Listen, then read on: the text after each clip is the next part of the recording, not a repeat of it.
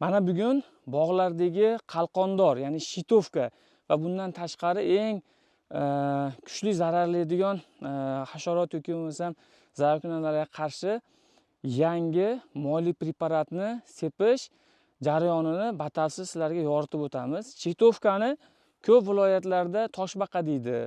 Turli bir nomlar bilan nomlanadi. Asli hammasi ham to'g'ri. Endi buni zarari mana bog'bonimiz Muhiddin aka bilan ham ko'zdan kechirdik. Muhiddin aka buni zarari o'sha meva berib turgan har qanday daraxtni quritib qo'yadi. Eng qurityaptimi? Eng kuchli zararlaydigan mevalari bu olxo'ri, sliva deymiz, gilos, olma kuchli zararlaydi olmani va shaftoli ham. Endi boshqa daraxtlarda ham uchraydi, lekin yuqorida aytib o'tgan mevali daraxtlarda kuchliroq, ko'proq zararlaydi. Endi bu yuqorida ko'rsatib o'tgan zararkunandamizga, ya'ni shitovkaga ko'pchilik bog'bonlar mahalliy tilda aytganimizda iso qo'llaydi. Va iso qo'llashni samarasini o'zingiz ham mana ko'rib o'tdingiz. Bundan oldingi yillar ham iso sepilgan. Isoni men yomonlash tarafdori emasman. Iso ham bu fungisidlik xususiyati bor. Kasalliklarni davolaydi yoki bo'lmasam oldini olib turadi. Ma'lum bir zamburug'li kasalliklarni. Ayniqsa shaftolidagi un shudring deymiz. Ko'pchilik un tushib qolibdi, chang tushib qolibdi, sho'r tushib qolibdi deydi. Vaholanki bizning preparatimiz, hozir sepayotgan preparatimiz faqat zararkunanda. Biror bir kasallikka, yelim chiqishga yoki bo'lmasam biror bir zamburug'li bakteriyali kasalliklarni davolamaydi. Faqat buni asosiy fokusi zararkunandalarga qarshi qo'llaniladi. Endi 1 gektar maydonga 10 litrdan 15 litrgacha preparat sarflanadi, Muhiddin aka.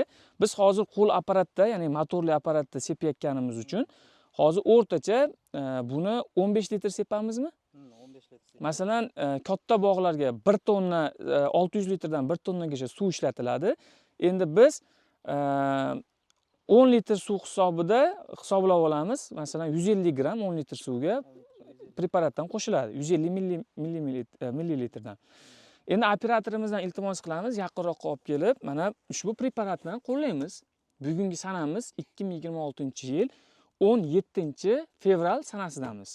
Va buni samaradorligini sizlarga Muhiddin aka bilan yana 1 hafta 10 kun oralig'ida kelib natijasini e'tiborlaringizga havola qilamiz. Preparat, mana yaqinroq olib keling. Endi preparatni ishchi eritma, ya'ni matishni rastvorda tayyorlash jarayonini ko'rsatamiz. 10 litr suvga biz 10 litr suvga 150 ml hisoblasak 225-230 ml tashkil qiladi. Xuddi shunaqangi suvga o'xshagan shaffof holatda ko'rinadi. Endi qo'llaringiz bilan mana botirib ko'rsalaringiz yoki tekkizib ko'rsalaringiz kuydirmaydi, hidi, xushi yo'q. Faqat moyga o'xshagan nimani sezadi qo'llaringiz. Va mana suvga olib keling. Oddiy suv. Oddiy suvni motorli apparatimizga ozgina quyib olamiz. Oddiy suvni quyib olamiz. 5 litrmi, 3 litrmi istaganlaringcha.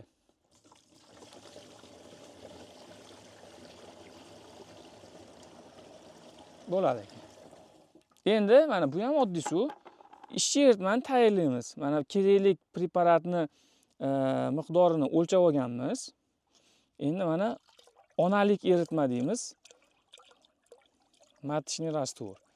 Ishchi eritmani tayyorladik. Mana plastmassa idishlarda aralashtirib oldik. Endi ustiga qo'yamiz aka.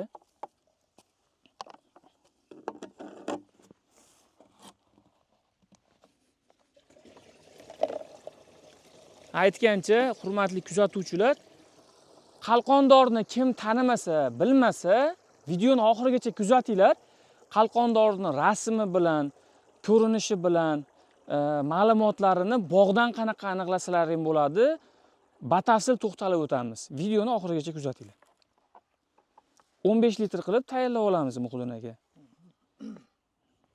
Hozir 12 litr atrofida bo'libdi. Bo'ldi 15 litr aka.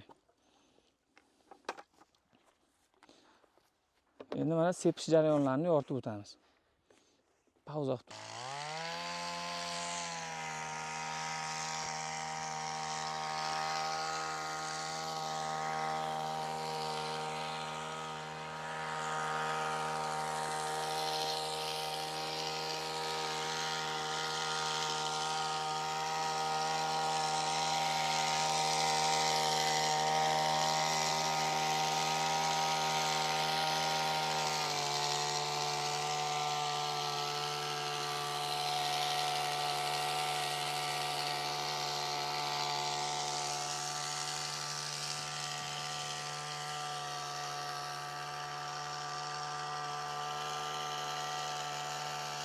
Hurmatli bog'bonlar, mana bog'laringizdagi yoki bo'lmasam tomorqangizdagi mevali daraxtlarda uchraydigan shitovka, ya'ni qalqondor, soxta qalqondor, buni ham turlari vergulsimon qalqondor bor, binafsharang qalqondor bor yoki bo'lmasam boshqa turdagi qalqondorlarni aniqlash uchun yaqinroq olib keling, hurmatli operatorimiz.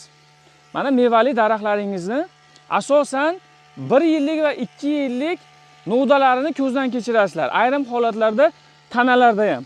Bu eng ko'p mana shunaqangi havo yaxshi aylanmaydigan, quyosh nuri yaxshi tushmaydigan joylarda juda ham baraj rivojlanadi. Endi mana shu novda hech qanday bir kasalliksiz, sabablarsiz qurigan.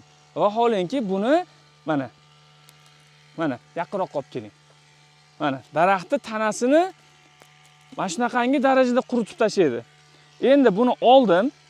Mana bu shitovka bilan zararlangan, qalqondor to'liq qoplab olgan 1 yillik shaftoli novdasi.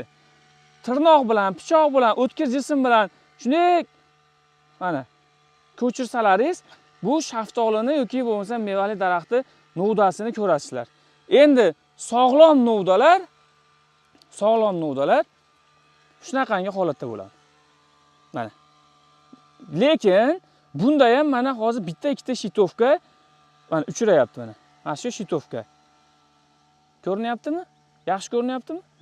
Endi buni ta'siri shunaqangi kuchliki qisqa muddat ichida mevali daraxtni quritadi. Va bunga qarshi kurashish uchun faqatgina tinim davrida, bu asosan o'sha yanvardan keyin fevralning oxiriga qadar kurtaklar harakatga kelguncha qo'llanish kerak va qo'llaniladigan preparatlar faqatgina moyli preparat tarkibida neft va parafin moylari saqlagan preparatlar bilan ishlash kerak. Bugungi kunda bizning kompaniyamiz tomonidan aynan shunaqangi yuqori foizdagi Mobipron 95% preparat mavjud. Endi bu preparatni hozir sepilmasa, vegetatsiya davrida, ya'ni bak chiqarganda, kurtak uyg'onganda yoki gullaganda yoki meva va hokazo davrlarida qo'llab bo'lmaydi. Aynan shunaqangi kurtaklar hali harakatga kelmagan, mana kurtaklar hali uyquda. Shunaqangi paytda sepiladi. 1 gektar maydonga preparatning sarfi 10 litrdan 15 litrgacha. Va ushbu preparatdan tashqari boshqa turdagi preparatlarni qalqondorga qarshi vegetatsiyada masalan turli xil zaharlar bilan ishlagansizlar, to'g'rimi Muxdin aka? Lekin uni ta'sirini sezmagansizlar. Ayniqsa belgi yilda. Chunki Muxdin aka buni hozir biz mana kuzatuvchilarimizga ekranga rasmini ham qo'yamiz. Bu bekorga qalqondor deyilmagan. Xuddi toshbaqani ustidagi qalqoni kabi o'zidan og'zidan, ya'ni suyuqlik ishlab chiqaradi va bu suyuqlik tanani to'liq qoplab oladi va kuydiradigan preparat bo'ladimi, sistemli preparat bo'ladimi yoki bo'lmasa boshqa turdagi preparat bo'ladimi, birorta O'zbekistonda yoki dunyoda birorta preparat mavjud emaski, shitovkani qalqonini yorib o'tadigan. Shunaqa puxta tayyorlanadi-da bu ham jangga. Va bitta yo'li aynan aytib o'tganimda yuqoridek tarkibida moliy preparatlarni saqlagan preparatlar bilan ishlov beriladi, faqat tinim davrida. Kurtak uyg'onmasdan, uyquda bo'lganda tinim davridaligida.